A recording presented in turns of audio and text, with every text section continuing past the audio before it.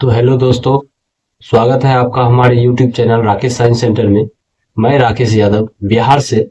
आज हम जिस टॉपिक पे बात करने जा रहे हैं उस टॉपिक का नाम है how to read English word and English paragraph. तो आज की क्लास में हम ये सीखने जा रहे हैं कि इंग्लिश का लिखा हुआ कोई भी वर्ड उसको कैसे पढ़ते हैं, या इंग्लिश से बहुत सारा वर्ड से मिल करके कोई भी सेंटेंस को कैसे पढ़ा जाता है, या बहुत सारा सेंटेंस मिल करके जो पैराग्राफ बनता है उस पैराग्राफ को हम लोग कैसे रीड करेंगे उसको सीखेंगे एकदम सिंपली तरीका से। तो सबसे पहले दोस्तों इसके बारे में हम कुछ इंट्रोडक्शन दे देते हैं, इसके बारे में कुछ परिचय ले लेते हैं कि आखिर ये है क्या, क्यों है, किस लिए, इसको थोड़ा सा हम मॉडिफाई कर लेते हैं, उसके बाद हम लोग आगे चलेंगे। तो सबसे पहले दोस्तों आप ये जानते हैं कि हम जहाँ रह रहे हैं, जिस कंट्री में रह रहे हैं, उस देश का नाम है भारत। और भारत में जो है मेनली हिंदी भाषा अधिकतर बोली जाती है।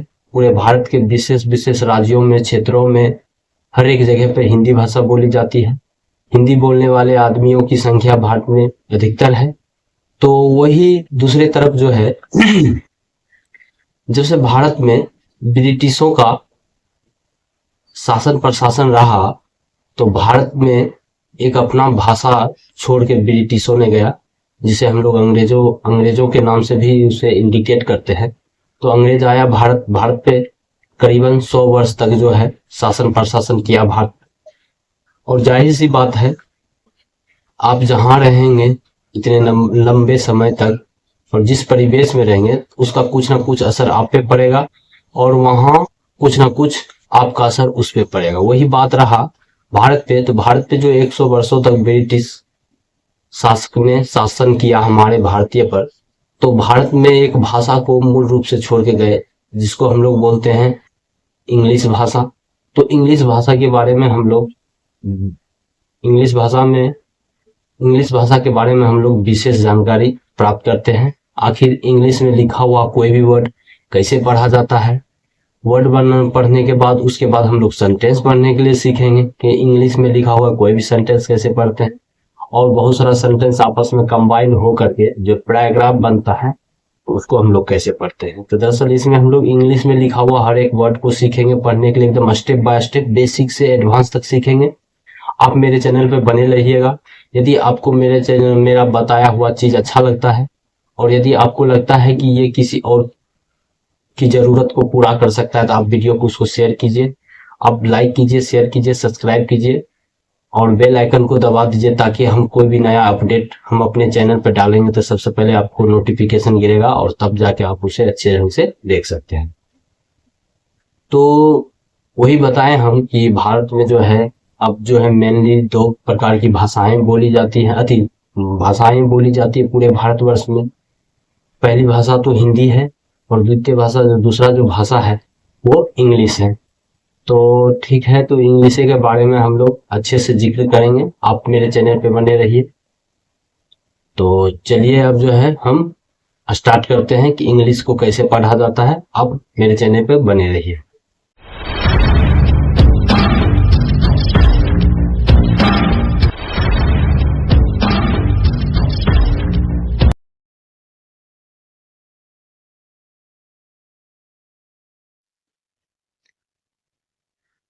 तो देखिए, क्लास स्टार्ट करने से पहले जो है कुछ हम अपने चैनल के बारे में बता देते हैं कि हम क्या पढ़ाते हैं, कैसे पढ़ाते हैं, मेरा पढ़ाने का तरीका क्या है, पहले आप उसको जान लीजिए।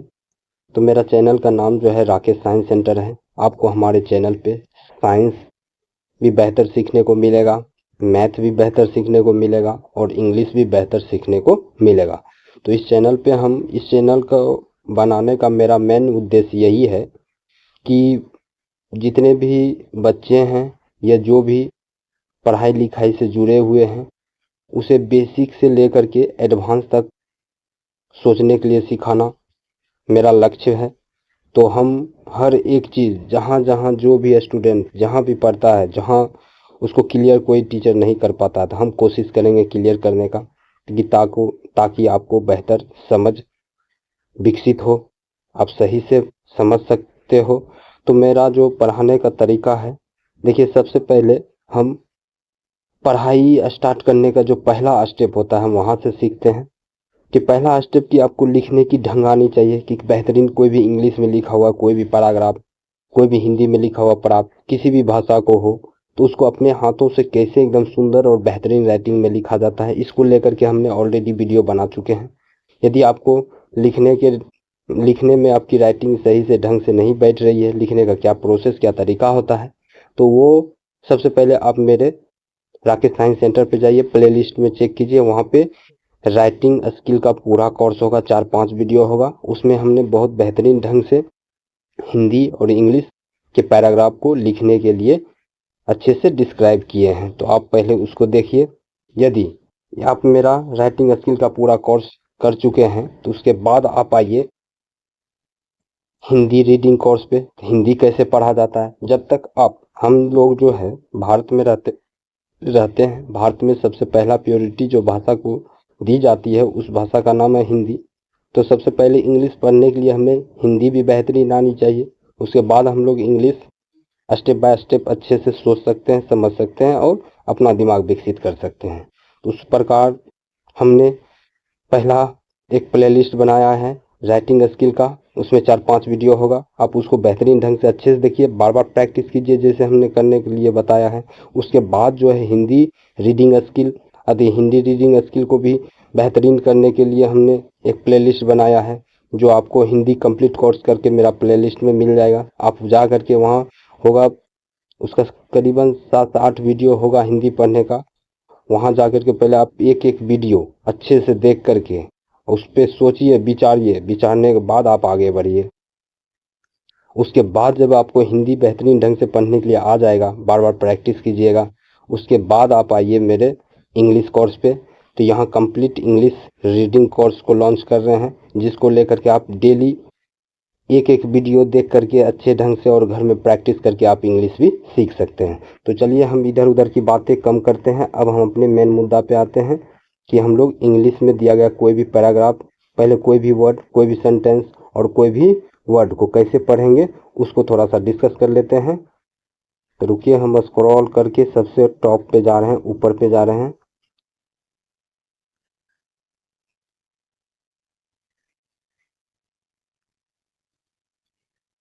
चलिए देखिए, मेरा जो है इंग्लिश रीडिंग कोर्स का जो है चैप्टर यहाँ से स्टार्ट होता है। सबसे पहले हम थोड़ा सा आपको इंट्रोड्यूस देना चाहते हैं कि इंग्लिश को पढ़ने के लिए हमें हिंदी की मदद लेनी पड़ेगी, और इंग्लिश जो है एक प्रकार की भाषा है।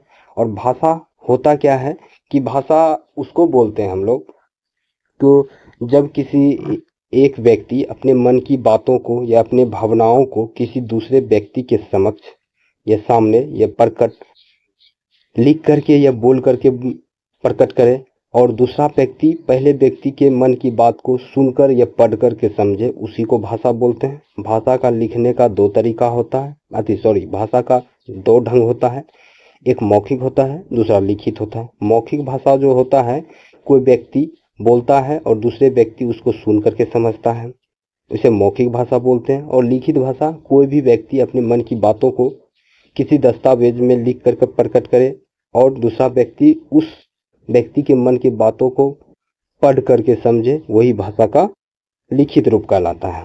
तो ये 2 भाषा की रूप होती हैं। भाषा को बोलने के लिए, पढ़ने के लिए, लिखने के लिए उसकी कुछ बेसिक चीज़ें होती है। चलिए पहले हम उसको जान लेते हैं। सबसे पहले इंग्लिश भाषा की बात करते हैं तो कोई भी भाषा पढ़ने के लिए, शुद्ध पढ़ना, लिखना, बोलने के लिए उसका ग्रामर पाठ पढ़ना बहुत ज़रूरी होता है, जिसको लेकर के हम काम करते हैं। चलिए देखते हैं सबसे पहले कि ये जो है भाषा का हम ग्रामर पोर्शन पढ़ रहे हैं। सबसे पहले ग्रामर कुछ बेसिक चीज़ है जिसके बारे में हम लोग डिस्कस करेंगे। देखिए, यदि मेरा वीडियो आपको देख करके समझ में नहीं आए तो घबरानी नहीं है। इसी वीडियो को बार बार आप पहले एक बार अच्छे से देख लीजिए, हम क्या बोल रहे हैं, कैसे बोल रहे हैं, किस टाइप से सोचने के लिए सिखा रहे हैं, पहले आप उसको सोचिए।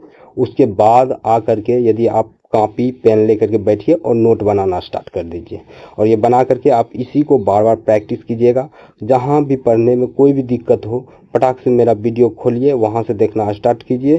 कहाँ पे हमने किस टाइप से सोचने के लिए सिखाया है, आप सोचना स्टार्ट कर दीजिए। तो देखिए, सबसे पहले हम लोग जो इंग्लिश भाषा पढ़ेंगे, इंग्लिश भाषा में कुछ बेसिक ज़रूरतें होती हैं जो बच्चों को सिखाया जाता है या हम ही लोग को सिखाया जाता है। जब हम लोग पढ़ना स्टार्ट किए थे, स्लेट या पेंसिल पे लिखते थे, सबसे पहले हमें अक्षर सिखाया गया है टीचरों के द्वारा, हमारे अभिभावकों के द्वारा। सबसे पहले हम लोग अक्षर सीखते हैं।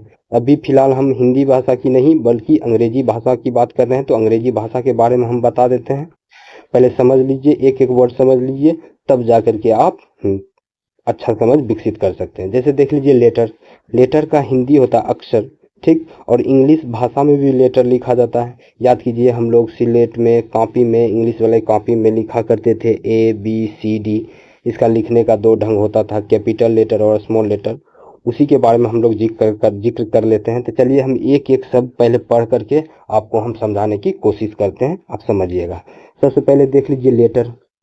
लेटर क्या होता है उसके बारे में हम लोग थोड़ा सा बेसिक इन्फॉर्मेशन जान लेते हैं। कहता a letter is the smallest unit. कहता एक लेटर जो होता है वह स्मॉलेस्ट यूनिट होता है जिसके जरिए हम क्या कहता है, it's help us to write an English word.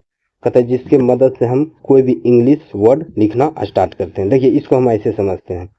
मान लिया जाए कि हम लोग को जो है एक घर बनाना है। घर बनाने के लिए सीमेंट, बालू, ईंट, गिट्टी, बालू सबको हम लोग एक जगह इकट्ठा करते हैं, तब जाकर हम अपना घर को ड्राइव करते हैं। उसमें हम एक दीवार खड़ा किए हैं। दीवार खड़ा करने का सबसे यूनिट इकाई जो है, एक एक ईंट को जोड़ करके हम पूरा दीवार को खड़ा करते हैं। तो वही जो है पूरे दीवार का एक ईंट जो होता है वही एक यूनिट कहलाता है। मतलब एक एक ईंटा जोड़ करके एक दीवार खड़ा होता है। तो उसी प्रकार इंग्लिश के कोई भी वर्ड में एक एक लेटर आपस में मिल करके और वो वर्ड कहलाता है। उसी के बारे में हम जानते हैं। तो लेटर होता क्या है, जिसके मदद से हम कोई भी इंग्लिश वर्ड लिखना जो स्टार्ट करते हैं वही लेटर कहलाता है। वही हिंदी में लिखा हुआ है। अक्षर वह सबसे छोटी इकाई है, अक्षर वह सबसे छोटी इकाई है जो हमें कोई भी अंग्रेजी शब्दों में अंग्रेजी शब्द लिखने में मदद करता है, उसी को अक्षर कहते हैं।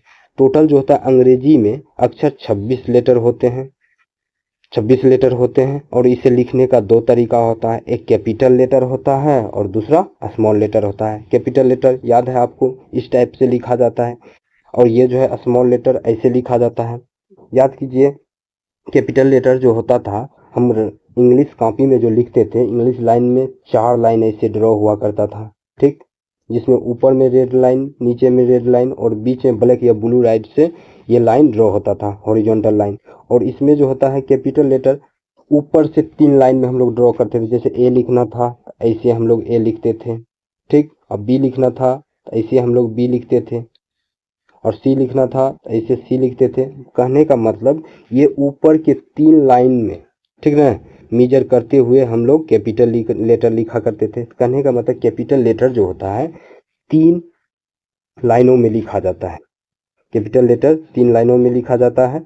लेकिन हम जो लिखते हैं जी को हम लोग 4 कैपिटल में लिखते हैं, 4 लाइनों में लिखा करते हैं। ऐसे टाइप से हम जी लिखते हैं। तो चलिए, ये कैपिटल लेटर के बारे में हो गया। अब हम चलते हैं स्मॉल लेटर पे। स्मॉल लेटर के बारे में आपको पता ही है। स्मॉल लेटर जो होता है कोई 2 लाइन में, बीच के 2 लाइन से लिखा जाता है, कोई ऊपर से 3 लाइन में लिखा जाता है, कोई लेटर नीचे के 3 लाइन से लिखा जाता है। जैसे एक हम स्लाइड लेते हैं, आप देख लीजिए। जैसे ये हम 3 लाइन ड्रॉ करते हैं, देख लीजिए, ये 3 लाइन ड्रॉ किए, सॉरी 4 लाइन ड्रॉ किए। बहुत सारा स्मॉल लेटर जो होता है इस बीच दो लाइन में लिखा जाता है, बीच ये 2 बीच लाइन में। जैसे ए लिखना है ऐसे ए लिखा जाता है। देखिए, हम मोबाइल पे बता रहे हैं, तो इसमें लिखने में, लाइन में टच होने में थोड़ा सा ऊपर नीचे हो जाएगा, तो आप अपने कॉपी में अच्छे से प्रैक्टिस कीजिएगा। और बी लिखना है तो ऊपर से 3 लाइन में लिखा जाता है, देख लीजिए ऐसे लिखा जाता है। क्यू लिखेंगे तो नीचे के 2 लाइन से ऐसे करके क्यू लिखा जाता है। इस प्रकार जो है स्मॉल लेटर को हम लोग इंग्लिश कॉपी में ड्रॉ करते हैं। तो चलिए, अब जो है मेन बात, हम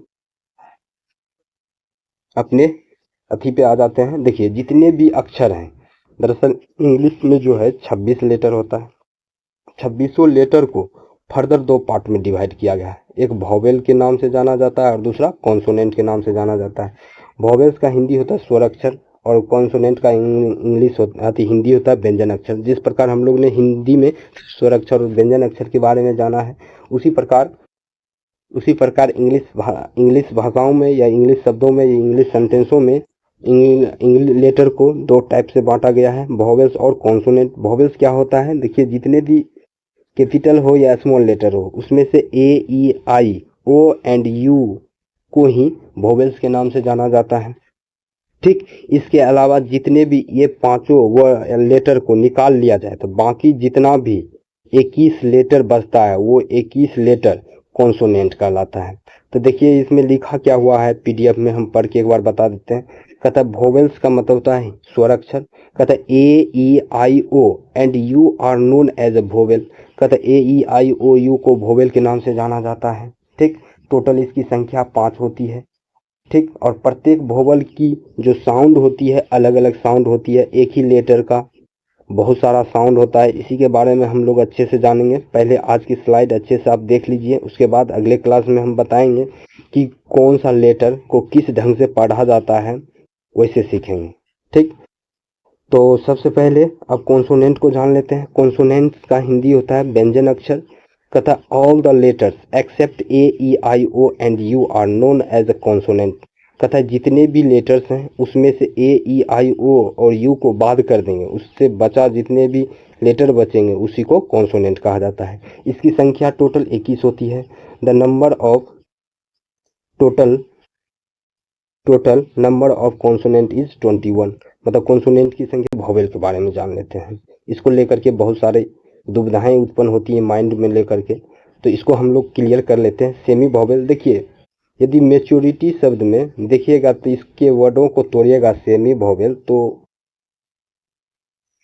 ठीक लगभग ठीक है, लेकिन फिर भी इसको हम लोग बेसिक से पढ़ रहे हैं, बिगिनर हैं, इंग्लिश पढ़ने के लिए सीख रहे हैं, इंग्लिश के वर्ड के हर एक वर्ड को अभी शुरू में कुछ गलत भी वर्ड के मीनिंग समझ लेंगे तो कोई दिक्कत होने वाली नहीं है। जैसे समझिए सेमी वोवेल, नाम से पता है सेमी का मतलब होता है अर्ध, मतलब आधा।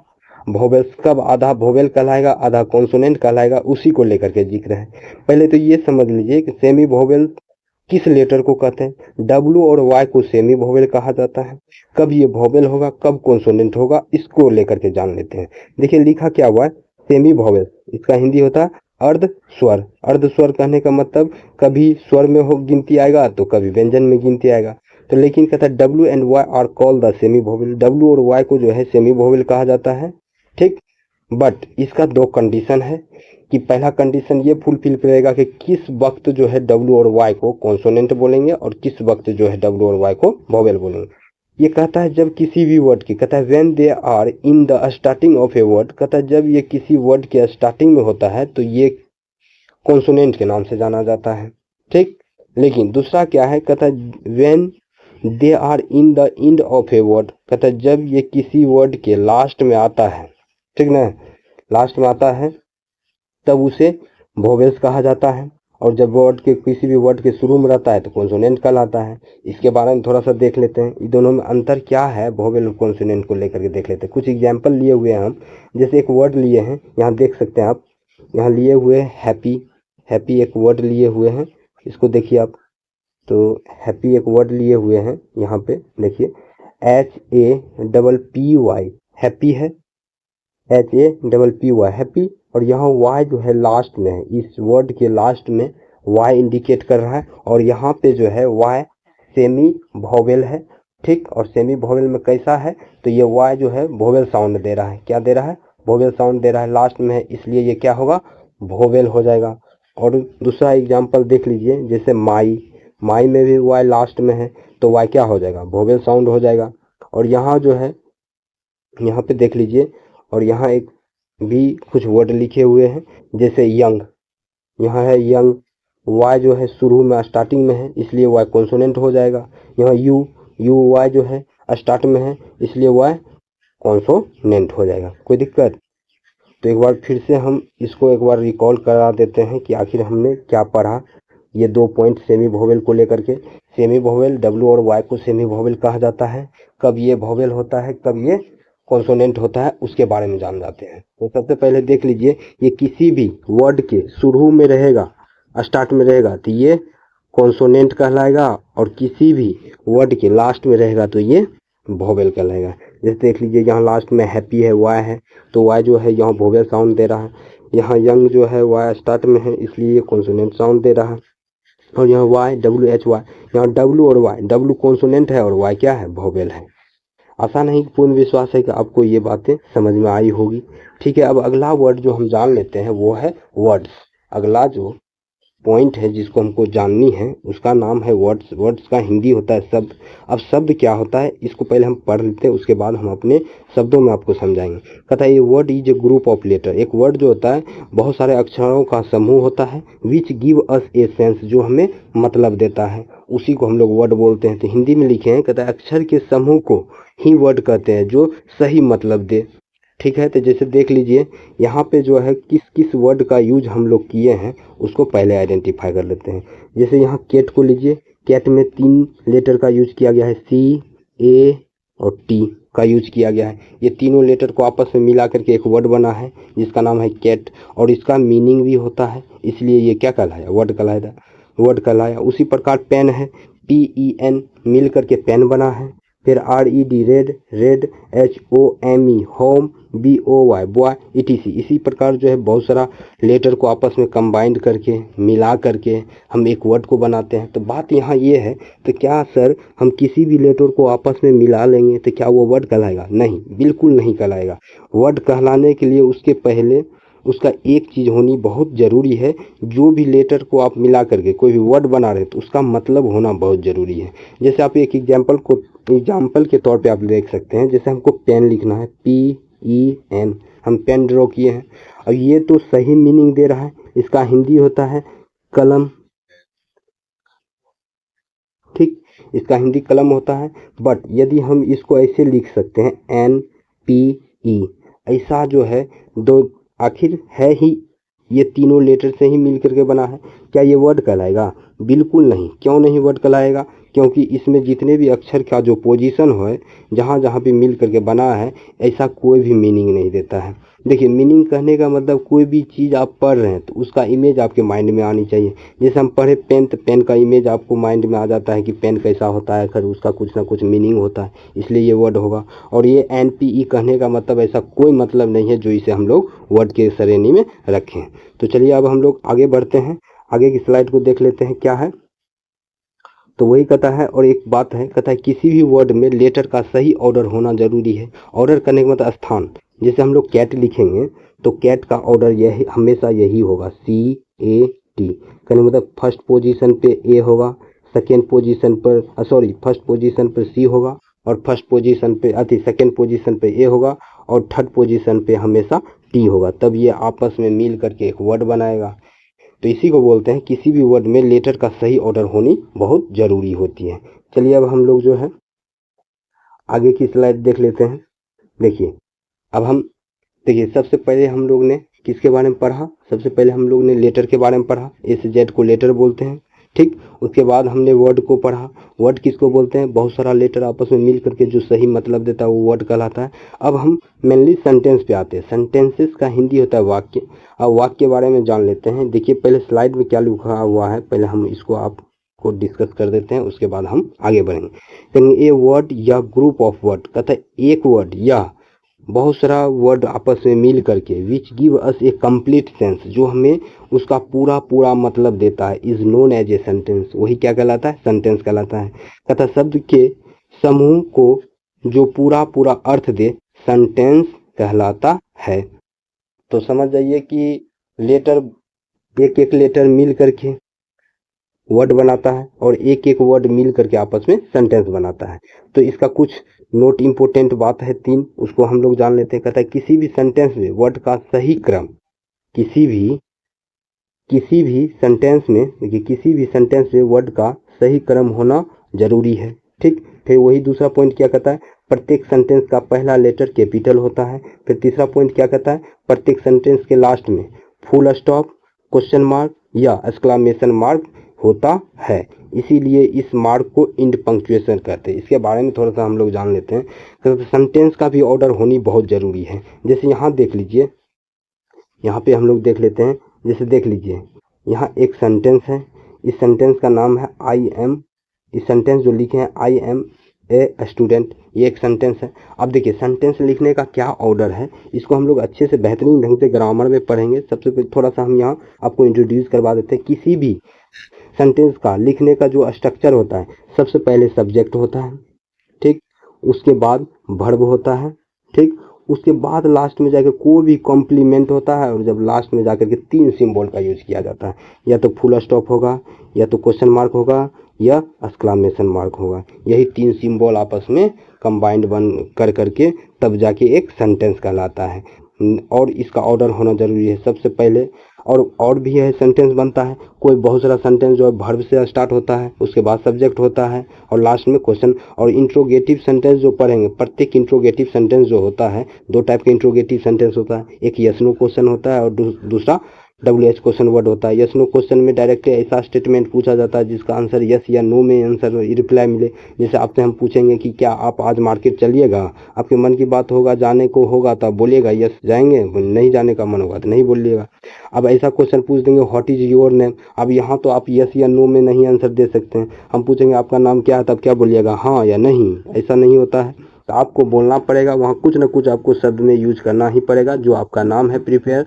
तो इस टाइप के सेंटेंस को WH सेंटेंस कहते हैं। ये अधिक अच्छे से, विशेष रूप से, अच्छे ढंग से, एकदम बेसिक से एडवांस लेवल तक पढ़ेंगे जब हम लोग इंग्लिश पढ़ने के लिए सीख जाएंगे और इंग्लिश के ग्रामर पार्ट को पढ़ेंगे, तो वहाँ हम लोग अच्छे ढंग से डिस्कस करेंगे। सबसे पहले यहाँ देख लेते हैं कि हम लोग वर्ड के बारे में जान लेते हैं, वर्ड क्या होता है। तो सेंटेंस समझ गए, सॉरी वर्ड के बारे में तो जान ही लिए, अब हम लोग सेंटेंस के बारे में जानते हैं। सेंटेंस दरअसल होता क्या है कि ए वर्ड या ग्रुप ऑफ वर्ड, एक शब्द या बहुत सारा शब्द आपस में मिल करके जो एक कंप्लीट सेंस देता है, मतलब देता है पूरा पूरा, वही सेंटेंस कहलाता है। प्रत्येक सेंटेंस का ऑर्डर सही होना जरूरी है। जैसे यहाँ देखिए, पहले सब्जेक्ट है, तब वर्ब है, तब ए को आर्टिकल बोलते हैं, उसके बाद स्टूडेंट नाउन है, इस फॉर्म में रहा तभी ये सेंटेंस कहलाएगा। और एक वर्ड से भी एक सेंटेंस कहलाता है। जैसे यहाँ पे आप देख सकते हैं, यहाँ सिर्फ एक ही वर्ड है गो। गो का मतलब यहाँ दिया हुआ है जाना, तो जाना यहाँ पे जो है एक ही सिंगल वर्ड है। क्या ये सेंटेंस है? बिल्कुल सेंटेंस है। देखिए यहाँ पे जो है यू इंक्लूड है, लेकिन दिख नहीं रहा है, यू गो होता है, ठीक। तो कहने के लिए मान लिया जाए कि हम किसी को जाने के लिए बोलेंगे तो अब मेरे सामने में कोई प्रेजेंट होगा तभी ना उसको जाने के लिए बोलेंगे, और जाने के लिए बोलेंगे तो वहाँ यू या तो आपका यूज कर सकते हैं हिंदी में, या तो हमसे छोटा होगा तो उसको यू करके भी हम इंडिकेट कर सकते हैं। तो सिंगल वर्ड भी एक सेंटेंस होता है, ये बात आप अपने माइंड में बैठा करके रखिएगा। अब दूसरी बात है कि सेंटेंस वर्ड जो होता है क्या बोलते हैं, हाँ, कि एक सेंटेंस, एक वर्ड का सेंटेंस हो सकता है, बिल्कुल नहीं, सॉरी, जैसे हम वर्ड पढ़े ग्रुप ऑफ लेटर, बहुत सारा लेटर मिल करके एक वर्ड कहलाता है, सही बात है। लेकिन दो एक ऐसा वर्ड है जो सिंगल लेटर मिल करके एक वर्ड बनाता है। जैसे देख लीजिए, जैसे एक वर्ड लेते हैं आई ये सिंगल लेटर है, लेकिन इसका हिंदी मीनिंग होता है मैं, ठीक। उसी प्रकार एक और लेटर है ए, इसका जो यूज हम लोग आर्टिकल में करते हैं, ए का मतलब होता है एक। तो ये दो एक ऐसे लेटर हैं जो सिंगल लेटर मिल करके एक वर्ड कहलाता है, और इसका मीनिंग हिंदी मीनिंग होता है। तो चलिए अब हम लोग अगले स्लाइड को देख लेते हैं। तो सेंटेंस समझ में आ गया होगा, और कहता है प्रत्येक सेंटेंस का पहला लेटर कैपिटल होता है। देख लीजिए यहाँ जितने भी हम वर्ड लिखे हैं, सेंटेंस लिखे हैं, इसका हर एक का पहला लेटर कैपिटल है। जैसे देख लीजिए, यहाँ पे देख ले सकते हैं आप, यहाँ गो है तो जी कैपिटल है, ठीक। और यहाँ कम है, कम का सी कैपिटल है। फिर उसी प्रकार आई एम गोइंग तो आई कैपिटल। और एक फैक्ट आई को लेकर के हम बताते हैं, आई किसी भी वर्ड के शुरू में रहे या लास्ट में रहे या बीच में रहे, कहीं भी रहे, ये हमेशा कैपिटल ही होता है, ठीक। अगला जो एक सेंटेंस लिखे हैं, व्हाट इज योर, कहता है what are you doing no, कहता है आप क्या कर रहे हो। यहाँ पर भी जो ये एक प्रकार का क्या है, सेंटेंस है, ठीक। और सेंटेंस इसलिए है क्योंकि लास्ट में इसमें क्या है, क्वेश्चन मार्क है, और पहला लेटर क्या है, कैपिटल है, और प्रत्येक वर्ड का रीअरेंजमेंट सही है, इस प्रकार से। और अगला एक हम सेंटेंस ले लेते हैं जिसका नाम है व्हाट इज योर नेम। तो ये जो है व्हाट इज योर नेम, ये भी एक प्रकार का सेंटेंस है। फिर अगला वर्ड ले लेते हैं हरी, हैरी का मतलब होता है जल्दी कीजिए, ये भी एक प्रकार का क्या है, सेंटेंस है। क्यों सेंटेंस है? ये जो है ये सेंटेंस हम लोग अधिकतर यूज करते हैं एक्सक्लामेशन सेंटेंस में यूज करते हैं। देखिए है ये एक वर्ड, लेकिन एक वर्ड मिल करके ये क्या बना है, सेंटेंस। तो आज जो है और एक बात यहाँ पे हम अच्छे से डिस्कस कर देते हैं इसको लेकर के। जैसे ये तीसरा पॉइंट जो है, तीसरा पॉइंट का नाम है, कहता है प्रत्येक सेंटेंस के लास्ट में ये सिंबल जो है इसको बोलते हैं इंग्लिश में फुल स्टॉप बोलते हैं, और ये सिंबल को इसका नाम है क्वेश्चन मार्क है, और ये सिंबल इसका नाम है एक्सक्लामेशन मार्क। तो इसको देख लेते हैं। और इसी को हम लोग इंड पंक्चुएशन क्यों कहते हैं, इसको हम इंड पंक्चुएशन क्यों कहते हैं उसको जान लेते हैं।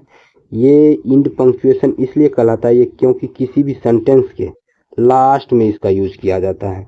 आप देख लीजिए, आप जितने भी इंग्लिश के सेंटेंस देखे होंगे अपने जीवन काल में, प्रत्येक सेंटेंस के लास्ट में या तो आपको ये फुल स्टॉप मिलता है, या आपको क्वेश्चन मार्क मिलता है, या आपको एक्सक्लामेशन मार्क मिलता है। यही 3 मार्क मिलेगा लास्ट में, सेंटेंस के लास्ट में। इसीलिए इसको इंड पंक्चुएशन के नाम से जाना जाता है, इंड पंक्चुएशन के नाम से जाना जाता है। तो आशा नहीं कि पूर्ण विश्वास है कि आज हम आपको जितने भी बातों को सोचने के लिए सिखा रहे हैं, आप सीख रहे होंगे। तो चलिए अब मेनली जो है हम लोग इसको जान लेते हैं। अब जो है कुछ इंग्लिश पढ़ने का जो वर्ड में क्या रूल रेगुलेशन होता है उसको जान लेते हैं।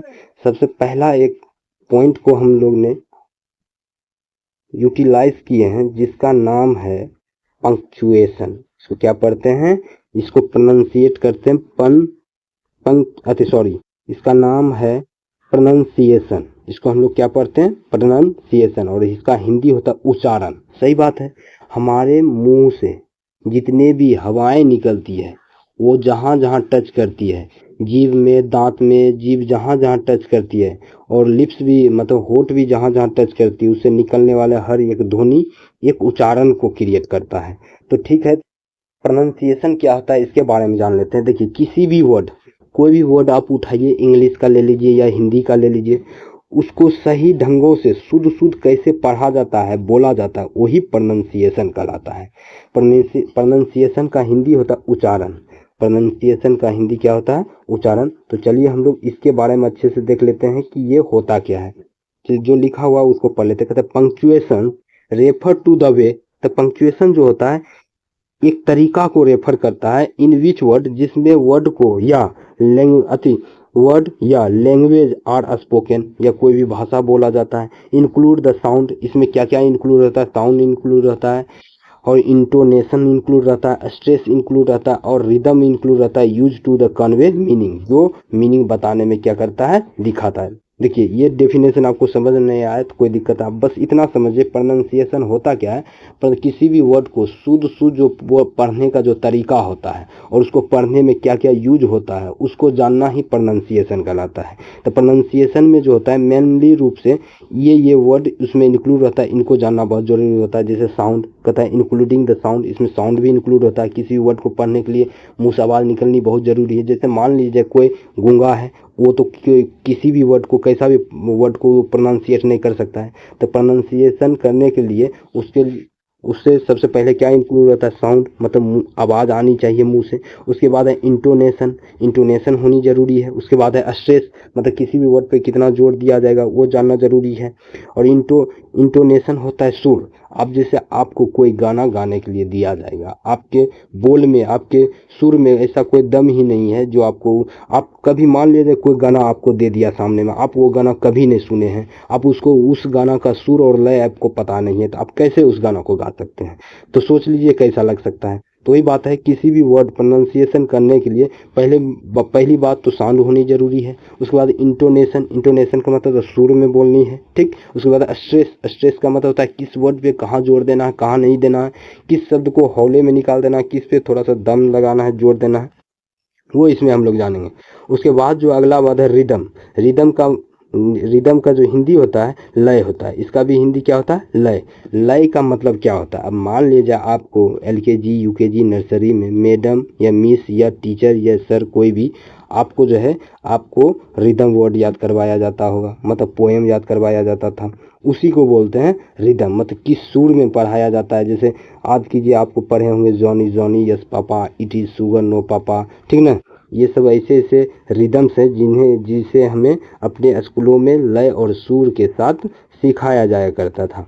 तो वही बात को हमने हिंदी में एक्सप्रेस कर दिया। कहता है हिंदी में देखिए प्रोनाउंसिएशन में तो आप इंग्लिश में पढ़िए या किसी भी भाषा में पढ़िए, सभी का हिंदी भाषा, हिंदी शब्द या अंग्रेजी शब्दों या भाषाओं को बोलने के तरीके को संदर्भित करता है, मतलब बोलने के नियम को तरीका को बताता है, जिसमें ध्वनि, सुर, जोर और लय शामिल है, जो अर्थ को व्यक्त करने में मदद करता है। तो चलिए अब हम लोग जो है अगला पॉइंट जान लेते हैं की एक्सपेक्टेड ऑफ द प्रोनाउंसिएशन, मतलब उच्चारण के मुख्य पहलू क्या क्या है उनको जान लेते हैं। उच्चारण का जो मुख्य पहलू है, सबसे पहले साउंड है, उसके बाद इंटोनेशन है, उसके बाद स्ट्रेस है, उसके बाद रिदम है। इसको हम लोग अच्छे से जान लेते हैं। देखिए अब जानने की कोशिश कीजिए। सबसे पहले देख लीजिए हम जो है साउंड के बारे में जान लेते हैं। साउंड का मतलब होता है ध्वनि। अब ध्वनि को रिप्रेजेंट करने वाली हर एक वर्ड को देख लेते हैं। तो इसको देखिए क्या लिखे हैं, इसको पहले हम पढ़ के समझा देते हैं, उसके बाद हम आपको अपने शब्दों में समझाएंगे। कहता the individual sound of a language, किसी भी लैंग्वेज का जो इंडिविजुअल साउंड होता है, सच है जैसे कि वोवेल एंड कॉन्सोनेंट, किसी भी लेटर को या किसी भी मुंह से जो साउंड निकलेगा, तो हमारे मुंह से साउंड निकलने का मतलब यही होता है कि हमारे मुंह से दो ही साउंड निकल सकता है, या तो वोवेल या तो कॉन्सोनेंट, तो उसी को साउंड बोलते हैं। कहता है भाषा की व्यक्तिगत ध्वनि जैसे कि स्वर और व्यंजन ये होनी जरूरी है। हम प्रोनाउंसिएशन में किसी भी वर्ड को आप पढ़िएगा तो या तो वो वोवेल होगा या तो कॉन्सोनेंट होगा। अब अगला जो है अगला है इंटोनेशन। अब इंटोनेशन के बारे में जान लेते हैं। इंटोनेशन क्या कहता है कि the rise and fall of pitch. Pitch कब देखें, कहीं नीचे उठना, कहीं उठाना, कहीं गिराना, पिच इसी को बोलते हैं। चढ़ाव उतार, अब किसी भी वर्ड को पढ़ने में किस वर्ड को चढ़ाना है, किस लय, कब लय को उठाना है, कब चढ़ाना है, सुर मिलाना है, उसी को बोला जाता है इंटोनेशन। कहता है the rise and fall of pitch when speaking. कहता है जब हम बोलते हैं तो कहाँ किसको उठाना है, कहाँ चढ़ाना है, इसी को सुर बोलते हैं। Which can change the meaning of a sentence, यही क्या करता है, सेंटेंस के मीनिंग को चेंज करता है। ठीक, अब हिंदी में क्या है, कहता है बोलते समय पिच का उतार चढ़ाव जो वाक्य के अर्थ को बदल सकता है, वही क्या कहलाता है, इंटोनेशन कहलाता है। फिर अगला वर्ड जो यूज होता है प्रोनाउंसिएशन में वो है स्ट्रेस। अगला वर्ड क्या है, स्ट्रेस। स्ट्रेस का हिंदी होता है जोर। और यहाँ क्या लिखे हैं उसको समझा देते हैं। कहता the emphasis place on certain syllable या वर्ड इन ए सेंटेंस। देखिए बात क्या कहता है, स्ट्रेस कहता है द एम्फेसिस का मतलब होता है जोर। एम्फेसिस का मतलब होता है जोर। किसी भी वर्ड पे, किस स्थान पे, किसी वन सिलेबल हो या टू सिलेबल, कितने भी सिलेबल वाला वर्ड हो, उस पे जो जोर दिया जाता है, ठीक, वही क्या कहलाता है, स्ट्रेस कहलाता है। क्या कहलाता है, स्ट्रेस। जैसे कि आप देख सकते हैं हिंदी में क्या लिखा हुआ, कहता है वाक्य में कुछ शब्दों या अक्षरों पर दिया गया जोर को ही स्ट्रेस कहा जाता है। फिर अगला वर्ड जो है रिदम। टेंशन ना लीजिए, हम सिलेबल क्या है सबके बारे में अच्छे से डिस्कस करेंगे। आप सिर्फ बने रहिए हमारे चैनलों पर। देखिए आपको समझ में नहीं आ रहा था, आप एक बार पहले वीडियो को देखिए अच्छे से, नहीं समझ आया आप वीडियो को फिर से देखिए। फिर से देखने के बाद आप जो है एक बार, जब तक आप समझ में नहीं आएगा तब तक आप PDF नहीं बना, अब नोट नहीं कीजिएगा। जब आपको समझ में आ जाएगा उसके बाद आप एक पेन पेंसिल या कोई भी कॉपी कलम लीजिए, आप एक एक वर्ड को लिखिए और लिखते वक्त ही समझिए। लिखने के बाद बार बार प्रैक्टिस कीजिए। कोई भी चीज़ हो सकता है आपके सामने में नया आ जाए, आपको समझने में दिक्कत हो जाए, तो कोई बात नहीं है। इस सारे वर्ड का यूज हम लोग इतना बार करेंगे आपको जानने में आसान हो जाएगा, ठीक ना। हमको आशा है कि आप पहले किसी भी सर से पढ़े होंगे या किसी भी मैडम के पास पढ़े होंगे, तो आपको इस टाइप से सोचने के लिए नहीं सिखाया गया होगा, इसलिए थोड़ा सा आपको शुरू में दिक्कत हो सकता है, लेकिन घबराना नहीं है। आप मेरा हर एक वीडियो को फॉलो कीजिए, देखिए और लास्ट तक देखिए, जाकर के यदि आप में बदलाव नहीं होगा तब आप हमको बोलिएगा। मेरा पढ़ाने का कुछ तरीका ही अलग है। हम एकदम बेसिक से एडवांस लेवल तक लेके चलते हैं ताकि आपको एक अलग से दिमाग विकसित हो, आगे आपको जो करना हो आप अच्छे से कर सकते हैं और हर एक रास्ता आपके लिए खुला होगा। मान लिया जाए हम लोग जिस परिवेश में रह रहे हैं वहाँ पे हम लोग को इस ढंग से सिखाया नहीं जा रहा है, तो हो सकता है थोड़ा सा दिक्कत होगा, लेकिन आपको घबरानी नहीं है। आप लाइन पे बने रहिएगा, आपको जरूर ये सब हर एक शब्द आपको आसान लगने लगेगा। कोई भी चीज़ पहले देखने से भारी ही लगता है, उसके बाद जो है धीरे धीरे आसान हो जाता है एक ही चीज़ को बार बार करने से।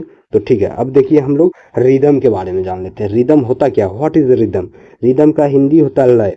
अब बताइए, आपको गाना गाने के लिए दे दिया जाए, ना वो गाना का आपको सुर पता हो ना लय पता हो, तो आप उसको कैसे गाइएगा? थोड़ा सा और लगेगा गाने में, सुनने वाला को तो और लगेगा, हंसी क्रिएट हो सकता है वहाँ पे। इसीलिए कहते हैं हम लोग बार बार अकेले में या कोई अथी में हम लोग कोई भी गाना गुनगुनाते हैं, जब अंदर से खुश रहते हैं, तो इसका मतलब हम लोग जो वो गाना गाते थे हम लोग को उस गाना का लय और रिदम ऑलरेडी पता होता है, इस वजह से हम लोग गा लेते हैं और सुनने में भी बेहतर लगता है। यदि कोई गाना आपको कभी सुने ही नहीं है, आपको बोल दिया जाए, लिख करके स्क्रिप्ट तैयार करके दे दिया जाए और बोला जाए कि आपको बीच सभा में गाना गानी है, आप उसका लय और सुर कैसे मिला पाइएगा? नहीं मिला पाइएगा। वही बात है कि इंग्लिश में बहुत सारा ऐसा वर्ड है जिसको हम लोग कोई ना कोई टीचर पढ़ाए हैं, बताए हैं, ऐसे वैसे इसको पढ़ा जाता है, बोला जाता है, उसी को लेकर के हम लोग आगे अभी तक चल रहे हैं। लेकिन क्यों है, कैसे है, किस लिए, ये सब चीज़ हम लोग अच्छे से, इसके लिए एक अच्छे कोर्स हम डिजाइन किए हैं कि इंग्लिश को कैसे पढ़ा जाता है, एकदम बेहतरीन आसान से आसान तरीके और शॉर्ट से शॉर्ट तरीके से कैसे पढ़ा जाता है वो हम लोग सिखाएंगे। ये इंग्लिश पढ़ने से पहले हमने हिंदी एकदम बेहतरीन ढंगों से सिखाया, एकदम सबसे अलग तरीका, कॉन्सेप्ट जो एकदम आसान और जो तरीका होता है उस तरीका से हमने हिंदी पढ़ने के लिए सिखाया। और जिस तरीका से हमने हिंदी पढ़ने के लिए सिखाया, शायद ही आपको कोई ऐसा सोचने के लिए सिखाया होगा। यदि आप नहीं किए हैं तो मेरा उस वीडियो पे जाइए, आप देखिए अच्छे से, वाकई में हम सही से सिखाए हैं कि नहीं सिखाए हैं, तब आपको पता चलेगा। चलिए अब हम रिदम के बारे में जान लेते हैं। रिदम क्या होता है, जो लिखा हुआ उसको पढ़ लेते हैं, उसके बाद बताते हैं। कहते हैं the pattern of the stress and the unstressed syllable in a sentence. कहता है किसी भी सेंटेंस में, किसी भी वर्ड या सिलेबल में जो होता है, कैसे स्ट्रेस डालेंगे, कहाँ खींचेंगे, कहाँ तानेंगे, जो वर्ड पर काम करेंगे, उसी को रिदम कहते हैं। इसका हिंदी देख लीजिए। कहता है वाक्य में जोर और बिना जोर वाले अक्षरों का पैटर्न को ही रिदम बोलते हैं। कहाँ जोर डाल के बोलना है, कहाँ जोर डाल के नहीं बोलना है, वही रिदम कहलाता है। जैसे हम लोग पोएम याद किए थे, जॉनी जॉनी यस पापा, ऐसे करके याद किए होंगे आप, तो कहाँ पे जोर डाला जा रहा है, कहाँ पे नहीं डाला जा रहा है, उसी को बोलते हैं रिदम। तो यहाँ तक हमारी बातें कंप्लीट हुई। चलिए अब एक और पॉइंट को लेकर के हम लोग डिस्कस कर लेते हैं, जिसका नाम है सिलेबल। सिलेबल का हिंदी होता है शब्दांश। सिलेबल का हिंदी क्या होता है? शब्दांश। अब शब्दांश क्या होता है इसको जान लेते हैं। अगला वर्ड है सिलेबल। सिलेबल का हिंदी होता है शब्दांश। शब्दांश क्या होता है कि कोई भी वर्ड लिखा हो, कोई भी वर्ड लिखा हो, उस वर्ड में अब कितना वोवेल साउंड आया है, उसी के अकॉर्डिंग जो हम वर्ड को तोड़ते हैं उसी को बोलते हैं शब्दांश। देखिए नाम में से पता है, शब्दांश, शब्द प्लस अंश। शब्द में जो अंश होगा, कोई शब्द लिखे हैं उसका जो अंश होगा वही क्या कहलाता है? शब्दांश कहलाता है। कोई दिक्कत? तो देखिए क्या लिखा हुआ पढ़ के हम बता देते हैं, उसके बाद हिंदी मीनिंग हम आपको बताएंगे। कहते हैं syllable is a unit of sound. कहते हैं एक सिलेबल जो होता है यूनिट होता है साउंड का। किसी भी बात को बोलने का जो सबसे छोटा साउंड होता है उसी को सिलेबल बोलते हैं। इन ए वर्ड, किसी भी वर्ड को आप पढ़िए, उसके साउंड निकालिए और निकालने में जो जो एक एक साउंड का यूज हुआ है वही सिलेबल कहलाता है। ठीक ना? वर्ड डेट कौन कंटेंस ए वोवेल या साउंड। कहता है कोई भी वर्ड आप पढ़िएगा ना, उस वर्ड में दो ही है। देखिए अब वर्ड बना है तो लेटर से बना है। अब लेटर दो ही टाइप का होता है, एक वोवेल होता है, दूसरा कॉन्सोनेंट होता है। यही दो वर्ड मिल करके आपस में बनेगा। तो कहने का मतलब कोई भी वर्ड पढ़िएगा तो या तो वो वोवेल होगा या तो कॉन्सोनेंट होगा या दोनों मिल करके बनेगा। तो उसी को क्या बोलते हैं? सिलेबल बोलते हैं। कहता है it's a way to break down words into simpler parts to help with the pronunciation. देखिए क्या कहता है, ये एक तरीका है। सिलेबल क्या है? कहता है इट इज ए वे, यह एक तरीका है, टू ब्रेक डाउन, तोड़ने का, वर्ड को तोड़ने का एक तरीका है, इनटू स्मॉलर पार्ट, सबसे छोटे छोटे पार्ट में, जो हम लोग को हेल्प करता है किसी भी वर्ड को बोलने में, प्रोनाउंसिएशन करने में, उच्चारण करने में हम लोग को क्या करता है? मदद। तो वही क्या कहलाता है? सिलेबल। अब चलिए आगे की स्लाइड में देख लेते हैं अच्छे से। आप बने रहिए, घबराइए नहीं। हम आपको इंग्लिश सिखाने में पूरा कोशिश किए हैं। अब बहुत जान जीव लगा करके ये सब तैयार किए हैं। आप आशा है कि आप इसका कदर कीजिएगा, अच्छे से समझिए। तो देखिए, तो ऊपर के सेंटेंस में क्या था देख लेते थोड़ा सा। कहता है it is way to break down word into simpler part to help with the pronunciation and rhythm. और कोई भी रिदम का पढ़ने का, प्रोनाउंसिएशन करने का जो तरीका होता है वही क्या कहलाता है, सिलेबल। उसी को हमने हिंदी में लिख दिया है। आप हिंदी में देख लीजिए। कहता है अक्षर या शब्दांश हिंदी या इंग्लिश में शब्दों के उच्चारण की इकाई है जिसमें एक स्वर ध्वनि होती है। यह शब्दों को छोटे भागों में तोड़ने का एक तरीका है जो उच्चारण और लय मदद करता है, उच्चारण करने में और लय में मदद करता है। उसी को क्या बोलते हैं, सिलेबल। अब कहता है की एक्सपेक्टेड ऑफ सिलेबल्स। कहता है अक्षर के मुख्य पहलू क्या क्या है उसको जान लेते हैं। सबसे पहला जो है वोवेल साउंड है, उसके बाद प्रोनाउंसिएशन है, उसके बाद रिदम है। तो ठीक है, आज की क्लास यहीं तक रहने देते हैं। कुछ लंबा क्लास हो गया। आप आशा है कि आप इस सब वीडियो को अच्छे से देखिएगा, बेहतरीन ढंग से देखिए, सोचिए, समझिए, बार बार प्रैक्टिस कीजिए। तो अगले क्लास में जो है हम की एक्सपेक्टेड एस्पेक्ट्स ऑफ सिलेबल के बारे में हम लोग अच्छे से जानेंगे। अक्षर के मुख्य पहलू क्या क्या होते हैं, जैसे वोवेल साउंड हो गया, प्रोनाउंसिएशन हो गया, रिदम हो गया, इसके बारे में जानेंगे। उसके बाद टाइप ऑफ सिलेबल जानेंगे।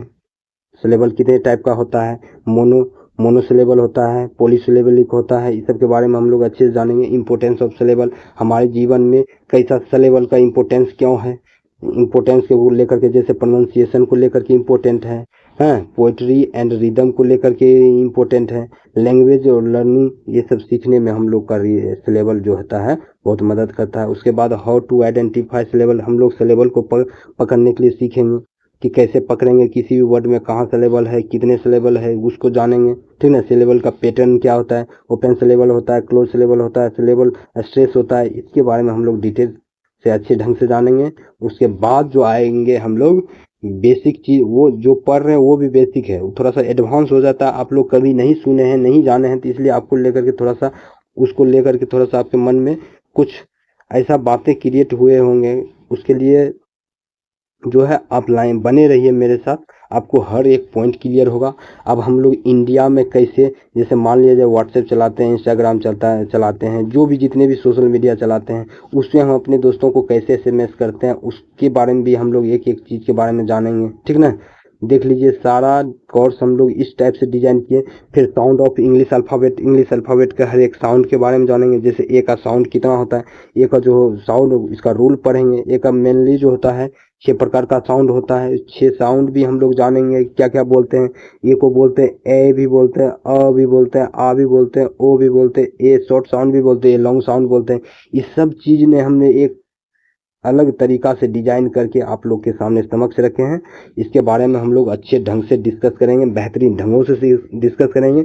हमको आशा है कि आप इस वीडियो को अच्छे से देखिए और उन दोस्तों या अभिभावकों में जो भी हैं जिन्हें इंग्लिश जानने और सीखने में इच्छुक है, उनके पास शेयर कीजिए और बोलिए बेसिक से एकदम साइंटिफिक तरीका से सीखने को क्या है ये इंग्लिश पढ़ने का तरीका। हम इस टाइप से अच्छे से कोर्स डिजाइन किए हैं और प्रत्येक कोशिश करेंगे सैटरडे हम आपको वीडियो लाएं। और वीडियो लंबा हो जाता है, इसके लिए आपको टेंशन नहीं लेना है, लेकिन पूरा देखना है, पूरा कंप्लीट करना है और घर में बार बार प्रैक्टिस करनी है और जितना हम बताए हैं उसको सोचना है। बस आज इतना ही पढ़ाते हैं, फिर अगले क्लास में हम लोग मिलेंगे। धन्यवाद।